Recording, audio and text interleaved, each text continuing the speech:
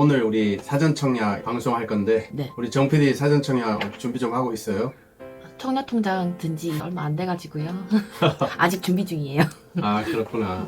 하여튼 열심히 공부해서 청약에 우리 정 PD도 성공하시기를 바라겠습니다. 네. 세무사님, 그러면 저 질문 하나만 드려도 될까요? 네. 그러면 사전청약자의 자격을 심사하는 판단 시점이 언제일까요? 타이밍 말씀하시는 거죠? 네. 그 타이밍은 사전청약 모집 공고일 기준입니다. 사전청약 모집 공고일 기준이기 때문에 이 사전청약을 하고 나서 나중에 회사를 퇴사하거나 또는 계속 근무를 하시다가 소득이 많이 높아져서 소득 기준을 초과하시더라도 사전청약 당첨 여부를 판단하는 시점이 사전청약 모집 공고일 기준이기 때문에 추후에 소득이 올라가거나 퇴사하거나 이런 거는 사전청약 당첨에는 아무런 지장이 없겠습니다. 사전청약은 참고로 착공도 하기 전에 미리 청사진 단계에서 청약을 받는 거기 때문에 분양가격은 추정치로 분양가격을 산정하기 때문에 정확한 금액은 아닐 수도 있어요. 그리고 이 사전청약은 LH 청약 홈페이지에 들어가시면은 일반 청약, 사전청약 이 큰 탭이 나와서 들어가 보시면은 자료가 많이 있습니다. 더 공부하셔도 되고요. 사전청약은 또 별도로 사전청약 홈페이지가 있어요. 그래서 홈페이지에 들어가셔서 이것저것 살펴보셔도 되고, 그리고 사전청약 관련 전용 콜센터도 있어요. 1670-4007로 전화하셔도 내용을 확인하실 수가 있겠습니다.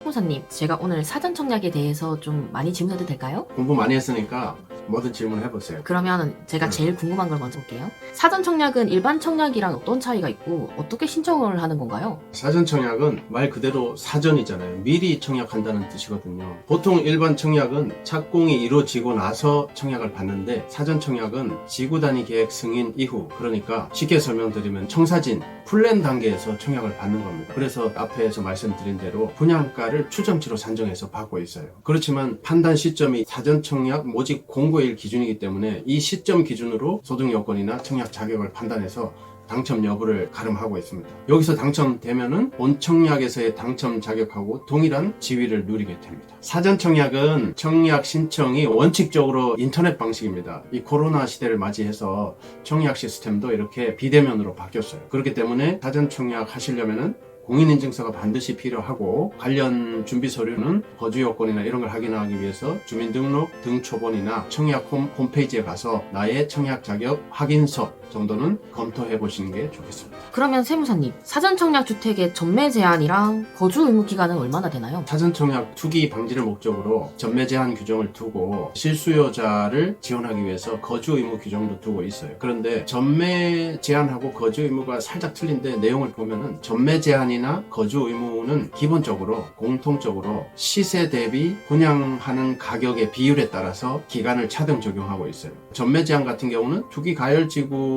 최저 5년에서 최대 10년까지 전매 제한을 하고 있어요. 분양가가 80% 이하이면 최대 10년까지 전매 제한을 두고 있죠. 그리고 지역은 최소 3년에서 최대 8년까지 전매 제한 규정을 두고 있어요. 분양가가 시세의 80% 미만이면 최대 8년까지 전매 제한 규정을 받는 거죠. 그리고 거주 의무는 계속적인 거주 의무를 말하는데, 역시 시세 대비 분양가 비율에 따라서 3년과 5년의 거주 의무를 부여하고 있어요. 이 시세 대비 분양가가 80% 미만이면 5년의 거주 의무가 부과되고, 분양가가 시세 대비 80%에서 100% 미만일 때는 3년의 거주 의무를 부과하고 있습니다. 그러면 분양가가 시세의 100% 이상이면 어떻게 되나요? 일단 청약 규정상 시세와 동일하게 또는 시세 이상으로 분양되는 경우는 거주 의무에 대한 규정을 두고 있지 않습니다. 그래서 거주 의무 규정이 적용되지 않는다고 보면 되겠습니다. 그러면 세무사님, 청약 저축이 있고 청약 예금도 있고 청약 부금이라는 것도 있는데 이게 다 뭘까요? 청약 예금과 청약 저축이 있는데, 단어를 자세히 살펴보면 예금은 미리 예치해 놓는 금액이에요. 그래서 목돈으로 500만원, 300만원 이렇게 딱 맡겨 놓는 거예요, 한꺼번에. 청약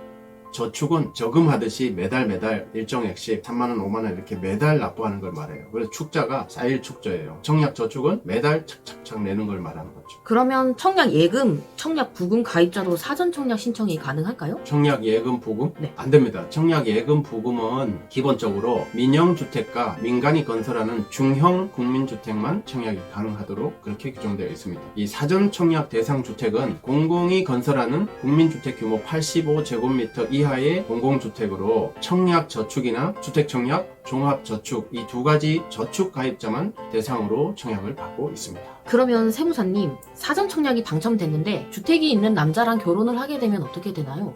사전청약에 당첨이 됐는데 집이 생겨서 너무 기쁜 아버지 남자친구랑 빨리 결혼을 해버린다는 거죠. 네. 남자친구 집은 있었고 네. 그렇구나. 이 경우는 판단 시점이 사전청약 모집 공고일 현재 기준이긴 하나 예외사항이 세 가지가 있어요. 그 중에 하나가 무주택 세대원 요건인데 이거는 본 청약 시까지 무주택 세대 구성원 요건을 반드시 지키셔야 됩니다. 그렇기 때문에 본 청약 가기 전에 결혼을 하셔서 주택이 가구 내에 생기면은 유주택 세대로 판정나서 본 청약 시에 청약이 취소될 수도 있겠습니다. 그렇기 때문에 사전 청약을 진행하시는 분들은 본 청약 이전에 혼인이나 이런 이슈가 있을 때는 혼인 신고 시기에 대해서는 굉장히 신중하게 결정하셔야 할 것 같습니다. 혼인의 판단 시점은 결혼식을 한 날이 아니고 혼인 신고를 한 날로 법률상 판단하기 때문에 그렇습니다. 같이 사는 거는 법적으로 아무 문제 없습니다. 네, 알겠습니다. 그러면 사전 청약 당첨자가 다른 지역에 일반 청약 신청을 해도 되나요? 사전 청약에 당첨이 됐는데 다른 지구에 일반 청약을 또 넣는다는 거죠. 네, 맞아요. 그거는 가능합니다. 사전 청약에 당첨된 사람들은 다른 지구에 사전 청약은 할 수 없지만 타 지구에 일반 청약은 신청할 수가 있겠습니다. 그래서 사전 청약 당첨자나 그 세대에 속한 자는 비록 다른 지구에 똑같은 사전 청약은 신청할 수 없지만 일반 청약은 신청이 가능합니다. 그래서 만약에 일반 청약이 당첨돼 버리면은 사전 청약 당첨된 거는 자동으로 취소하게 되어 있습니다. 이번에 3기 신도시 추가 사전 청약이 진행되고 있는데요. 사전 청약에 당첨되고 나서는 주택 청약 저축을 해지해도 될까요? 사전 청약이 당첨됐으니까 주택 청약 저축 이제 해지해서 파티도 하고 이렇게 하겠다는 거죠. 맞아요. 목돈. 목돈이 생기니까. 아까도 말씀드렸지만 사전 청약은 지구 단위 계획 승인 이후, 그러니까 완전히 계획 단계, 청사진 단계에서 분양가도 추정치로 산정해서 청약을 받는 거기 때문에 나중에 구체적인 사업 승인 단계에서는 현실적으로 공급 물량에 차질이 생길 수도 있습니다. 그렇기 때문에 현실적으로 사전 청약할 때는 이런 변수에 대비해서 물량을 일부를 빼놓고 사전 청약을 받고 있어요. 사업 계획 승인 이후에 실제로 건설이 진행되면서 공급 물량이 축소가 될 수도 있어요. 또는 경우에 따라서는 사업 지연이나 사업이 아예 취소되는 경우도 있을 수 있기 때문에 주택 청약 저축은 본 청약으로 완전히 최종 합격할 때까지 유지하시는 것이 좋겠습니다. 그러니까 파티는 최종 2차 합격하고 나서 하셔도 늦지 않겠다. 그러면 세무사님, 사전 청약 당첨권을 가족들에게 양도해도 될까요? 가족들한테는 양도를 안 하고 증여를 하지 않아요? 우리 정 PD님은 당첨되면 부모님한테 돈 받고 팔고 싶구나. 맞아요. 맞아요. 그것도 좋은 생각이네. 청약 당첨권의 명의 변경은 원칙적으로 금지하고 있어요. 이걸 허용해주면 전매 제한을 풀어주는 거랑 똑같아서 원칙적으로 금지하고 있습니다. 예외적으로 법적으로 인정해주는 경우는 당첨자가 사망한 경우, 그때는 예외적으로 인정해주고 있어요. 상속 등은 불가피한 사유의 대명사로서 여타의 다른 법률에서도 정당한 사유로 인정해서 명의 변경을 인정해주는 것이 일반적인 통례도 되어 있습니다. 그러면 사전 청약은 착공도 되기 전인데 동호수 배정은 어떻게 되나요? 착공은 되지 않았지만 청사진 단계에서도 설계는 다 나와 있거든요. 몇 호를 짓고 몇 동을 짓고 이런 것 다 나와 있어서 한국부동산원의 컴퓨터 프로그램으로 무작위로 배정을 하고 있습니다. 이거를 개인들이 선택할 수 있도록 하게 내버려 두면은 서로 로얄층을 선택하려고 하기 때문에 여러 가지 문제점이 생길 수 있습니다. 그래서 당첨이 되고 나면은 한국부동산원의 전문 전산 프로그램에 의해서 무작위로 배정을 하고 있습니다. 세무사님, 제가 오늘 사전 청약에 대해서 많이 배워갔는데요. 청약에 대해서 많이 공부를 해야 될 것 같은데 저와 시청자들을 위해서 청약에 대한 방송을 많이 해주실 수 있으실까요? 네, 오늘 사전 청약은 말 그대로 맛보기예요. 그래서 이번 달 11월부터 바뀌는 특별 공급, 그 중에서도 신혼부부 특공, 그 다음에 생애 최초 주택 특별공급, 이 두 가지를 중심으로 해서 청약 제도에 대해서 시리즈로 상세히 파헤쳐 보도록 하겠습니다. 우리 특히 결혼하지 않은 정 PD도 청약으로 주택 내 집 마련할 수 있도록